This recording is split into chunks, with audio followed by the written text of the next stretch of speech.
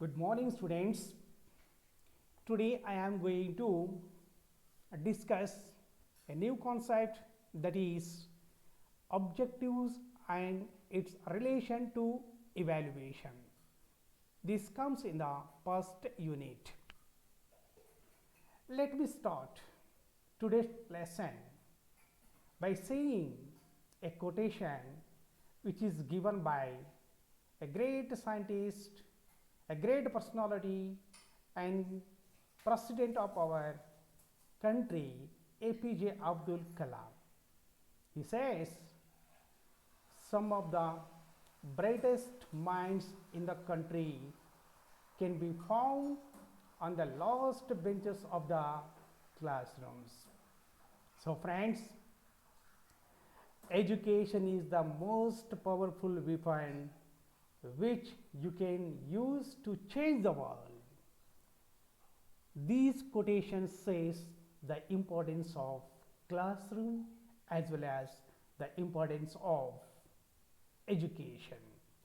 APJ Abdul Kalam ಅವರು ಹೇಳಿದಂತೆ ಸರ್ವಶ್ರೇಷ್ಠ ವ್ಯಕ್ತಿಗಳು ತರಗತಿಯ ಕೊನೆಯ ಬೆಂಚಿನಲ್ಲಿ ಕಂಡು ಬರ್ತಾರೆ ಎನ್ನುವಂತಹ ಮಾತು ಸತ್ಯವಾದದ್ದು.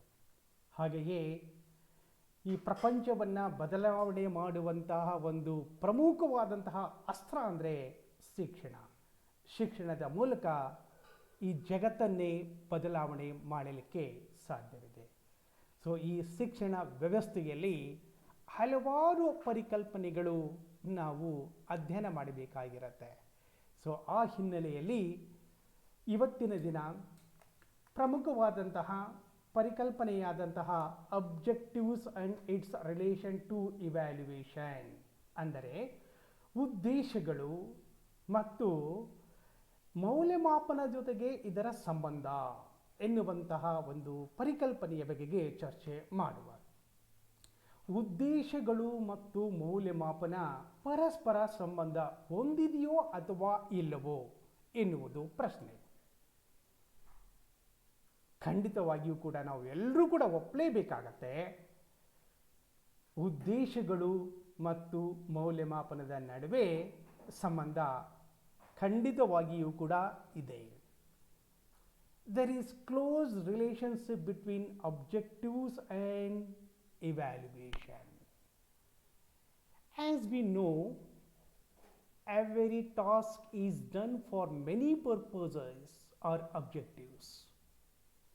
Without objectives, it is difficult to achieve expected or desirable changes or outcome. Education system has many objectives. Objectives are always learner centered, behavior centered, and subject centered. Objectives often term the input in the course, state the purpose and goals of the course. Objective focus on content and skills to be imparted within the classroom. Objectives and evaluation plays a significant role in the teaching learning process. ಪ್ರಶಿಕ್ಷಣಾರ್ಥಿಗಳೇ, ಯಾವುದೇ ಒಂದು ಕಾರ್ಯ ನಾವು ಪ್ರಾರಂಭ ಮಾಡಬೇಕಾದ್ರೆ ಅದಕ್ಕೆ ಒಂದು ನಿರ್ದಿಷ್ಟವಾದಂತಹ ಒಂದು ಉದ್ದೇಶ ಇರುತ್ತೆ. ಉದ್ದೇಶರಹಿತವಾದಂತಹ ಒಂದು ಕಾರ್ಯ ಅರ್ಥರಹಿತವಾದದ್ದು.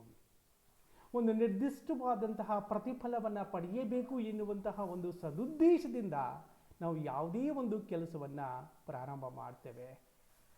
ಶಿಕ್ಷಣ ವ್ಯವಸ್ಥೆಯಲ್ಲಿ ಉದ್ದೇಶಗಳು ತಮ್ಮದೇ ಆದಂತಹ ವಿಶಿಷ್ಟವಾದಂತಹ ಮಹತ್ವವನ್ನು ಪಡೆದುಕೊಂಡಿದೆ. ಶೈಕ್ಷಣಿಕ ವ್ಯವಸ್ಥೆಯಲ್ಲಿ ನಾವು ಉದ್ದೇಶಗಳನ್ನು ನೋಡಬೇಕಾದರೆ ಈ ಉದ್ದೇಶಗಳು ಯಾವಾಗಲೂ ಕೂಡ ವಿದ್ಯಾರ್ಥಿ ಕೇಂದ್ರಿತವಾಗಿರುತ್ತೆ, ವರ್ತನಾ ಕೇಂದ್ರಿತವಾಗಿರುತ್ತೆ, ವಿಷಯ ಕೇಂದ್ರಿತವಾಗಿರುತ್ತೆ. ಈ ಉದ್ದೇಶಗಳು ವಿದ್ಯಾರ್ಥಿಗಳ ಸರ್ವತೋಮುಖ ವಿಕಾಸವನ್ನು ಸಾಧಿಸಬೇಕೆಂಬ ಒಂದು ವಿಶಾಲವಾದಂತಹ ಅರ್ಥವನ್ನು ಹೊಂದಿದೆ. ಸಾಮಾನ್ಯವಾಗಿ ಉದ್ದೇಶಗಳು ವಿಷಯದ ಮೇಲೆ ಹೆಚ್ಚು ಮಹತ್ವವನ್ನು ನೀಡುತ್ತವೆ, ಕೌಶಲ್ಯಗಳ ಮೇಲೆ ಹೆಚ್ಚು ಪ್ರಭಾವವನ್ನು ಬೀರುತ್ತೆ. ಹಾಗೆಯೇ ಕಂಟೆಂಟ್ ಮತ್ತು ಸ್ಕಿಲ್ಸ್ ಇವೆರಡನ್ನೂ ಕೂಡ ಹೆಚ್ಚು ಫೋಕಸ್ ಮಾಡುವುದರ ಮೂಲಕ ಉತ್ತಮ ಗುಣಮಟ್ಟದ ಶಿಕ್ಷಣ ವಿದ್ಯಾರ್ಥಿಗಳಿಗೆ ಲಭ್ಯವಾಗುವಂತಹ ನಿಟ್ಟಿನಲ್ಲಿ ನಮಗೆ ಇದು ಸಹಾಯಕವಾಗುತ್ತೆ. ಶಿಕ್ಷಣ ವ್ಯವಸ್ಥೆಯಲ್ಲಿ ಉದ್ದೇಶಗಳು ಮತ್ತು ಮೌಲ್ಯಮಾಪನಗಳು ಇವು ಎರಡೂ ಪರಿಕಲ್ಪನೆಗಳು ಕೂಡ ಬಹಳ ಮಹತ್ವದ ಪಾತ್ರವನ್ನು ಪಡೆದಿವೆ. ಸೊ ಈ ಹಿನ್ನೆಲೆಯಲ್ಲಿ ಉದ್ದೇಶಗಳು ಹೇಗೆ ಮೌಲ್ಯಮಾಪನದ ಜೊತೆಗೆ ಆಂತರಿಕವಾದಂತಹ ಒಂದು ಸಂಬಂಧವನ್ನು ಹೊಂದಿದೆ ಎನ್ನುವುದನ್ನು ನಾವು ಇವತ್ತು ತಿಳಿದುಕೊಳ್ಳೋಣ. ಸೊ ಪ್ರಾರಂಭದಲ್ಲಿ let us see the meaning of objectives. Simply we can say that objectives means something that we plan to do or achieve. ಅಂದರೆ ಮುಂದೆ ಮಾಡಬೇಕಾದ ಅಥವಾ ಸಾಧಿಸಬೇಕಾದ ಕಾರ್ಯಗಳ ಬಗ್ಗೆ ಯೋಜನೆಗೆ ಪೂರಕವಾದವುಗಳೇ ಉದ್ದೇಶಗಳು. ನಾವು ಮುಂದೆ ಏನನ್ನು ಸಾಧಿಸಬೇಕಾಗಿದೆ, ಏನನ್ನು ಮಾಡಬೇಕಾಗಿದೆ ಅನ್ನುವುದನ್ನು ಪೂರ್ವ ಯೋಜಿತವಾದಂತಹ ರೀತಿಯಲ್ಲಿ ನಾವು ಏನು ಒಂದು ಪ್ರಕ್ರಿಯೆಯಲ್ಲಿ ನಾವು ತೊಡಗಿಕೊಳ್ತೇವೆ ಅದನ್ನು ನಾವಿಲ್ಲಿ ಉದ್ದೇಶವೆಂದು ಪರಿಗಣಿಸಬಹುದು. Second point regarding meaning of objectives. Objectives are desirable outcomes of intended actions through the mode of education. ಉದ್ದೇಶಗಳೆಂದರೆ ಶಿಕ್ಷಣದ ಮೂಲಕ ನಾವು ಸಾಧಿಸಬಹುದಾದಂತಹ ಅಪೇಕ್ಷಿತವಾದಂತಹ ಪ್ರತಿಫಲವನ್ನು ಪಡೆದುಕೊಳ್ಳುವಂಥದ್ದು. ಅಂದರೆ ಶಿಕ್ಷಣದ ಮೂಲಕ ಅಪೇಕ್ಷಿತ ಪ್ರತಿಫಲವನ್ನು ಪಡೆಯಲಿಕ್ಕೆ ಸಹಾಯಕವಾಗುವುದೇ ಉದ್ದೇಶಗಳು.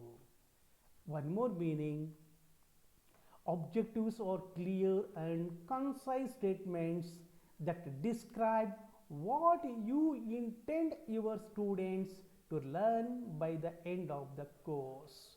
ಅಂದರೆ ಒಂದು ನಿರ್ದಿಷ್ಟವಾದಂತಹ ಕೋರ್ಸಿನ ಅಂತಿಮ ಭಾಗದಲ್ಲಿ ಅಥವಾ ಕೊನೆಯಲ್ಲಿ ವಿದ್ಯಾರ್ಥಿಗಳ ವರ್ತನೆಯಲ್ಲಿ ತರಬಹುದಾದಂತಹ ಬದಲಾವಣೆಯನ್ನು ಸೂಚಿಸುವಂತಹ ಹೇಳಿಕೆಗಳೇ ಉದ್ದೇಶಗಳು. ಇನ್ನೊಂದು ಅರ್ಥವನ್ನು ನಾವು ನೋಡುವುದಾದರೆ educational objectives are the statement which express specifically and in measurable terms an attitude that will be developed through A mode of instruction. So ಇದು ಕೂಡ ಉದ್ದೇಶಗಳ ಬಗೆಗೆ ಬಹಳ ಸ್ಪಷ್ಟವಾದಂತಹ ವ್ಯಾಖ್ಯಾನ. ಶೈಕ್ಷಣಿಕ ಉದ್ದೇಶಗಳು ಯಾವಾಗಲೂ ಅವು ಹೇಳಿಕೆ ರೂಪದಲ್ಲಿ ಇರುತ್ತವೆ. ಅದರ ಪ್ರಮುಖವಾದಂತಹ ಅಂಶ ಏನು ಅಂದರೆ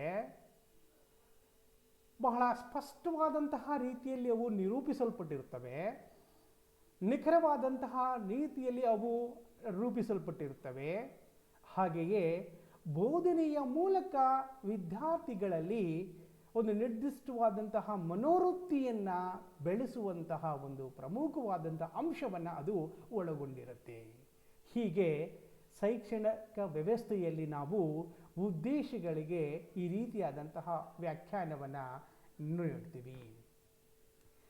ಉದ್ದೇಶಗಳ ಅರ್ಥವನ್ನು ನೋಡಿದ ಮೇಲೆ ಈಗ ನಾವು ಉದ್ದೇಶಗಳು ಮತ್ತು ಮೌಲ್ಯಮಾಪನ ಇವುಗಳ ನಡುವೆ ಹೇಗೆ ಸಂಬಂಧ ಇದೆ, ಹೀಗೆ ಆಂತರಿಕವಾದಂತಹ ಒಂದು ಸಂಬಂಧವನ್ನು ನಾವಿಲ್ಲಿ ಕಂಡುಕೊಳ್ಳಬಹುದು ಎನ್ನುವುದನ್ನು ತಿಳಿದುಕೊಳ್ಳೋಣ. No doubt there is close relationship between objectives and evaluation. That's why we can say that there is interrelationship between objectives and evaluation. ಉದ್ದೇಶಗಳು ಮತ್ತು ಮೌಲ್ಯಮಾಪನಗಳ ನಡುವೆ ಆಂತರಿಕವಾದಂತಹ ಒಂದು ಸಂಬಂಧವಿದೆ. Evaluation should be based on objectives, friends. ಮೌಲ್ಯಮಾಪನ ನಮ್ಮ ಶಿಕ್ಷಣ ವ್ಯವಸ್ಥೆಯಲ್ಲಿ ಯಾವುದರ ಮೇಲೆ ಆಧಾರಿತವಾಗಿರಬೇಕು ಅಂದರೆ ಉದ್ದೇಶ ಆಧಾರಿತವಾಗಿರಬೇಕು. Objectives and its relation to evaluation can be discussed with the following points, friends. So ಹೇಗೆ ಉದ್ದೇಶಗಳು ಮತ್ತು ಮೌಲ್ಯಮಾಪನಗಳ ನಡುವೆ ಆಂತರಿಕವಾದಂತಹ ಸಂಬಂಧ ಇದೆ ಎನ್ನುವುದನ್ನು ಈ ಕೆಳಗಿನ ಅಂಶಗಳ ಸಹಾಯದಿಂದ ನಾವು ಚರ್ಚೆ ಮಾಡಬಹುದು. First one, objectives facilitates evaluation. ಉದ್ದೇಶಗಳು ಮೌಲ್ಯಮಾಪನಕ್ಕೆ ಯಾವಾಗಲೂ ಕೂಡ ಪ್ರೋತ್ಸಾಹವನ್ನು ನೀಡುತ್ತವೆ. ಅಂದರೆ ಯಾವುದೇ ಒಂದು ಶೈಕ್ಷಣಿಕ ಕಾರ್ಯವನ್ನು ಕೈಗೊಳ್ಳುವಾಗ ಕೆಲವೊಂದು ಉದ್ದೇಶಗಳನ್ನು ಹಾಕ್ಕೊಂಡಿರ್ತೇವೆ. ಆ ಉದ್ದೇಶಗಳನ್ನು ಎಷ್ಟರ ಮಟ್ಟಿಗೆ ಸಾಧಿಸಿದ್ದೀವಿ ಎನ್ನುವುದು ಮೌಲ್ಯಮಾಪನದ ಮೂಲಕ ನಮಗೆ ಗೊತ್ತಾಗತ್ತೆ. ಹಾಗಾಗಿ ಈ ಉದ್ದೇಶಗಳು ಮೌಲ್ಯಮಾಪನಕ್ಕೆ ಉತ್ತೇಜನವನ್ನು ನೀಡುವಂಥದ್ದು, ಪ್ರೋತ್ಸಾಹವನ್ನು ನೀಡುವಂಥದ್ದು ಎನ್ನುವಂಥ ಅಂಶವನ್ನು ನಾವು ಗಮನಿಸಬೇಕು. Secondly, objectives facilitates learning. Definitely, objectives motivates the learning, which facilitates the learning. ಉದ್ದೇಶಗಳು ಕಲಿಕೆಯನ್ನು ಉತ್ತೇಜಿಸುತ್ತವೆ ಅಂತ ಹೇಳ್ತಾರೆ. ಯಾವಾಗಲೂ ಕೂಡ ಶೈಕ್ಷಣಿಕ ಉದ್ದೇಶಗಳು ಮಕ್ಕಳ ಕಲಿಕೆಯನ್ನು ಪ್ರೋತ್ಸಾಹ ನೀಡುತ್ತವೆ. ಆ ಉದ್ದೇಶಗಳು ಆ ರೂಪದಲ್ಲಿ ಸಾಮಾನ್ಯವಾಗಿ ರೂಪಿಸಲ್ಪಟ್ಟಾಗ ಆ ಕಲಿಕೆಗೆ ಹೆಚ್ಚು ಹೆಚ್ಚು ಪ್ರೋತ್ಸಾಹ ಸಿಗತ್ತೆ. Thirdly, objectives helps in continuous evaluation. ಉದ್ದೇಶಗಳು ನಿರಂತರ ಮೌಲ್ಯಮಾಪನಕ್ಕೆ ಸಹಾಯಕವಾಗತ್ತೆ. ಸಹಜವಾಗಿ ಮೌಲ್ಯಮಾಪನ ಎನ್ನುವುದು ನಮ್ಮ ಶೈಕ್ಷಣಿಕ ವ್ಯವಸ್ಥೆಯಲ್ಲಿ ನಿರಂತರವಾಗಿ ನಡೆಯುವಂತಹ ಒಂದು ಪ್ರಕ್ರಿಯೆ. ಈ ನಿರಂತರವಾಗಿ ನಡೆಯುವಂತಹ ಪ್ರಕ್ರಿಯೆ ಸರಾಗವಾದಂತಹ ವ್ಯವಸ್ಥೆಯಲ್ಲಿ ಆಗಬೇಕಾದರೆ ಉದ್ದೇಶಗಳು ಅಲ್ಲಿ ಸಹಾಯಕವಾಗುತ್ತವೆ. So objectives no doubt which helps to have a continuous evaluation in our formal education system. Similarly, objectives helps in comprehensive evaluation. ಉದ್ದೇಶಗಳು ಸಮಗ್ರ ಅಥವಾ ವ್ಯಾಪಕ ಮೌಲ್ಯಮಾಪನಕ್ಕೆ ಸಹಾಯಕವಾಗುತ್ತವೆ. ಸಾಮಾನ್ಯವಾಗಿ ಮೌಲ್ಯಮಾಪನ ಹಲವಾರು ಆಯಾಮಗಳನ್ನು ಹೊಂದಿರಬೇಕಾಗತ್ತೆ. ಮೌಲ್ಯಮಾಪನ ವ್ಯಾಪಕವಾಗಿರಬೇಕಾಗತ್ತೆ. ಅಂತಹ ವ್ಯಾಪಕ ಮತ್ತು ಸಮಗ್ರ ಮೌಲ್ಯಮಾಪನವನ್ನು ನಾವು ಮಾಡಬೇಕಾದರೆ ಉದ್ದೇಶಗಳು ನಮಗೆ ಸಹಕಾರಿಯಾಗಿವೆ. Fifth one, objectives helps to identify behavioral changes in students. Whatever we are going to bring some changes in the behavior of the students, that can be evaluated, that can be identified with the help of objectives. ಉದ್ದೇಶಗಳಲ್ಲಿ ನಾವು ಸ್ಪಷ್ಟವಾಗಿ ಅಲ್ಲಿ ನಮೂದನೆ ಮಾಡಿರ್ತೇವೆ. ಉದ್ದೇಶಗಳು ಸ್ಪಷ್ಟವಾಗಿ ಅಲ್ಲಿ ಹೇಳುತ್ತೆ ಏನಂತ, ಯಾವ ರೀತಿಯಾದಂತಹ ವರ್ತನಾ ಬದಲಾವಣೆಗಳು ವಿದ್ಯಾರ್ಥಿಗಳಲ್ಲಿ ಕಂಡುಬರಬೇಕು ಎನ್ನುವುದನ್ನು. ಸೊ ಈ ಹಿನ್ನೆಲೆಯಲ್ಲಿ objectives always identifies behavioral changes in the students. Then in the same way, objectives based evaluation helps to improve the outcome or results. In our education system, we always expect good outcome. Our primary aim is getting good outcome or the result. In order to get good result, in order to get good outcome, objectives are very very essential. ಇಲ್ಲಿ ಉದ್ದೇಶ ಆಧಾರಿತ ಮೌಲ್ಯಮಾಪನ ಸಾಮಾನ್ಯವಾಗಿ ಉತ್ತಮ ಪ್ರತಿಫಲವನ್ನು ಅಥವಾ ಫಲಿತಾಂಶವನ್ನು ಪಡೆಯಲಿಕ್ಕೆ ಸಹಾಯಕವಾಗುತ್ತೆ. ಅಷ್ಟೇ ಅಲ್ಲ, ಉತ್ತಮ ಫಲಿತಾಂಶವನ್ನು ಸುಧಾರಣೆ ಮಾಡಲಿಕ್ಕೂ ಕೂಡ ಅದು ಸಹಾಯಕವಾಗತ್ತೆ. ಅಂದರೆ ಫಲಿತಾಂಶ ಸುಧಾರಣೆ ಆಗಬೇಕಂದ್ರೆ ಅಲ್ಲಿ ಮೌಲ್ಯಮಾಪನ ಹೇಗಿರಬೇಕು, ಉದ್ದೇಶ ಆಧಾರಿತವಾಗಿರಬೇಕು. ಸೊ ಉದ್ದೇಶ ಆಧಾರಿತ ಮೌಲ್ಯಮಾಪನ ಫಲಿತಾಂಶದಲ್ಲಿ ಸುಧಾರಣೆಯನ್ನು ತರಲಿಕ್ಕೆ ಸಹಾಯಕವಾಗುತ್ತೆ. Seventh one, objectives helps to bring improvement in evaluation process. ಮೌಲ್ಯಮಾಪನ ಪ್ರಕ್ರಿಯೆ ಏನಿದೆ ಹಲವಾರು ಅಂಶಗಳನ್ನು ಅದು ಒಳಗೊಂಡಿರುತ್ತೆ, ಹಲವಾರು ಹಂತಗಳನ್ನು ಅದು ಒಳಗೊಂಡಿರುತ್ತೆ. ಸೊ ಈ ಹಿನ್ನೆಲೆಯಲ್ಲಿ ಅತ್ಯುತ್ತಮವಾದಂತಹ ರೀತಿಯಲ್ಲಿ ಉದ್ದೇಶಗಳನ್ನು ರೂಪಿಸಿದರೆ ಈ ಮೌಲ್ಯಮಾಪನದ ಪ್ರಕ್ರಿಯೆ ಏನಿದೆಯಲ್ಲ ಅದು ಸುಧಾರಣೆ ಆಗತ್ತೆ. ಸೊ ಇಲ್ಲಿ ಉದ್ದೇಶಗಳು ಮೌಲ್ಯಮಾಪನದ ಪ್ರಕ್ರಿಯೆಯಲ್ಲಿ ಸುಧಾರಣೆಯನ್ನು ತರಲು ನಮಗೆ ಸಹಾಯಕವಾಗುತ್ತದೆ ಎಂದು ಅಂಶವನ್ನು ನಾವು ಇಲ್ಲಿ ತಿಳಿದುಕೊಳ್ಳಬೇಕಾಗುತ್ತೆ ವಿದ್ಯಾರ್ಥಿಗಳೇ. Because a traditional evaluation process may not be suitable at the present. That's why something changes or the improvement is required in evaluation process. ಅಲ್ಲಿ ಅಪ್ಡೇಟ್ ಆಗ್ತಾ ಇರಬೇಕು. ಪ್ರಸ್ತುತ ದಿನಮಾನಗಳಿಗೆ ಅನುಗುಣವಾಗಿ ಮೌಲ್ಯಮಾಪನದ ಪ್ರಕ್ರಿಯೆಯಲ್ಲಿ ಸುಧಾರಣೆ ಆಗಬೇಕಾಗತ್ತೆ, ಬದಲಾವಣೆ ಆಗಬೇಕಾಗತ್ತೆ. ಸೊ ಈ ಹಿನ್ನೆಲೆಯಲ್ಲಿ ಆ ಮೌಲ್ಯಮಾಪನ ಪ್ರಕ್ರಿಯೆಯಲ್ಲಿ ಬದಲಾವಣೆ ಆಗಬೇಕು ಅಂದರೆ ಉದ್ದೇಶಗಳು ನಮಗೆ ಸಹಕಾರಿಯಾಗತ್ತೆ. ಆ ಮೌಲ್ಯಮಾಪನ ಪ್ರಕ್ರಿಯೆ evaluation process should be based on objectives. ಎಂಟನೇದಾಗಿ objectives helps to assess all round development of the child. The most important aim of our education is achieving all round development of the child or the student. When we talk about all round development, we can say that social development, emotional development, intellectual development, of course to some extent religious development, educational development and so on. ಇಲ್ಲಿ ಉದ್ದೇಶಗಳು ಮಗುವಿನ ವ್ಯಕ್ತಿತ್ವದ ಸರ್ವತೋಮುಖ ವಿಕಾಸದ ಬೆಳವಣಿಗೆಗೆ ಸಹಾಯಕವಾಗುತ್ತೆ. ಅಂದರೆ ಉದ್ದೇಶಗಳು ಮಗುವಿನ ಅಥವಾ ವಿದ್ಯಾರ್ಥಿಯ ವ್ಯಕ್ತಿತ್ವದ ಸರ್ವತೋಮುಖ ವಿಕಾಸಕ್ಕೆ ಸಹಾಯಕ. ಸೊ ಹೇಗೆಂದರೆ ಎಲ್ಲ ವಿಭಾಗಗಳನ್ನು, ಇವೆಲ್ಲ ಆಯಾಮಗಳನ್ನು ಮೌಲ್ಯಮಾಪನ ಮಾಡಿದಾಗ ಅಲ್ಲಿ ನಮಗೆ ಸಹಜವಾಗಿ ಗೊತ್ತಾಗತ್ತೆ ಸರ್ವತೋಮುಖ ವಿಕಾಸವನ್ನು ಸಾಧಿಸಿದ್ದೇವೆಯೋ ಅಥವಾ ಇಲ್ಲವೋ. ಸೊ ಅದು ಸಾಮಾಜಿಕ ಬೆಳವಣಿಗೆ, ಶೈಕ್ಷಣಿಕ ಬೆಳವಣಿಗೆ, ಬೌದ್ಧಿಕ ಬೆಳವಣಿಗೆ ಹಾಗೂ ಇನ್ನಿತರ ಆಯಾಮಗಳ ಬೆಳವಣಿಗೆ. ಒಬ್ಬ ವಿದ್ಯಾರ್ಥಿಗೆ ಉತ್ತಮವಾದಂತಹ ವ್ಯಕ್ತಿತ್ವವನ್ನು ನಾವು ಕೊಡಬೇಕಾದರೆ ಈ ರೀತಿಯಾದಂತಹ ಸರ್ವತೋಮುಖ ವಿಕಾಸವನ್ನು ಸಾಧಿಸಬೇಕಾಗತ್ತೆ. ಸೊ ಈ ಹಿನ್ನೆಲೆಯಲ್ಲಿ ಮೌಲ್ಯಮಾಪನ ಉದ್ದೇಶಗಳು ಅವುಗಳ ಸಂಬಂಧ ಬಹಳ ಸಹಾಯಕವಾಗುತ್ತೆ. Without interrelationship of objectives and evaluation we cannot achieve all round development of the child. That's why there is a positive and a good relationship between objectives and evaluation.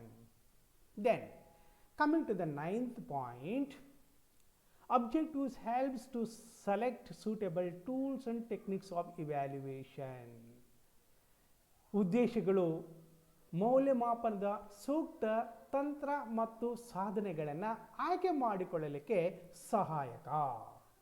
Usually in the evaluation process we can use different types of tools and techniques because we are going to evaluate various dimensions, various areas or the achievement of the students in different subjects. So a single tool or technique cannot be useful to evaluate or to have a comprehensive evaluation.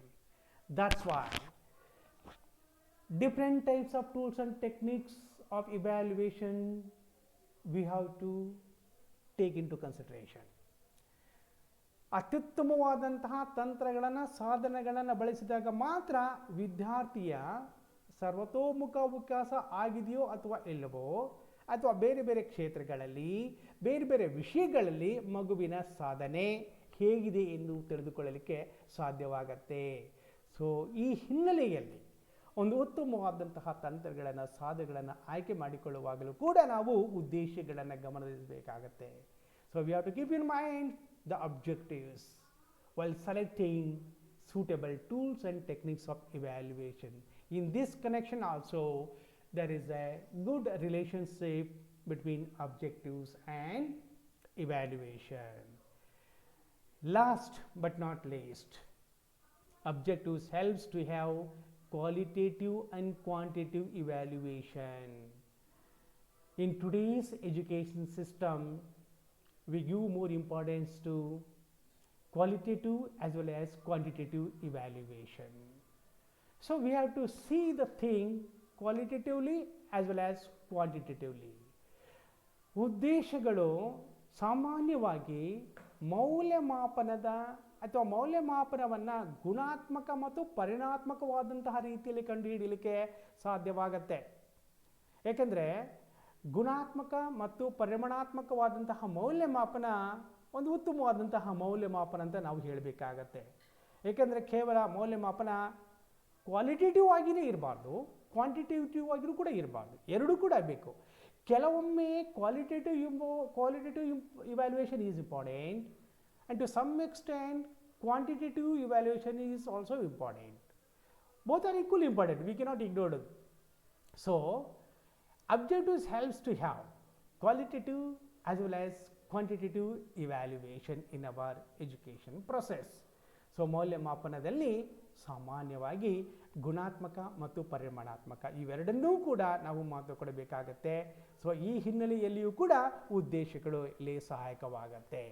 So ಈ ಎಲ್ಲ ಅಂಶಗಳ ಸಹಾಯದಿಂದ ನಮಗೆ ತಿಳಿದು ಬರುವುದೇನೆಂದರೆ ಉದ್ದೇಶಗಳು ಮತ್ತು ಮೌಲ್ಯಮಾಪನ ಒಂದು ಆಂತರಿಕವಾದಂತಹ ಸಂಬಂಧವನ್ನು ಹೊಂದಿವೆ. ಸೊ ಈ ಆಂತರಿಕವಾದಂತಹ ಒಂದು ಸಂಬಂಧ ಏನಿದೆಯಲ್ಲ ಅವು ಶೈಕ್ಷಣಿಕ ಉದ್ದೇಶಗಳನ್ನು ಈಡೇರಿಸಲಿಕ್ಕೆ ಹಾಗೆಯೇ ಮೌಲ್ಯಮಾಪನದ ಪ್ರಮುಖ ಉದ್ದೇಶಗಳನ್ನು ಸಾಧಿಸಲಿಕ್ಕೆ ಇದು ಸಹಾಯಕವಾಗುತ್ತೆ. That's why no doubt education and evaluation, they are having good relationship, and it is possible to identify behavioral changes in the child with the help of objectives.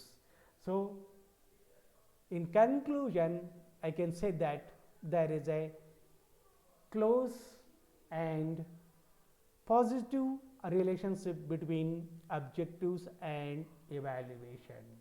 My dear students, I would like to conclude today's lesson by saying the more that you read, the more things you will know.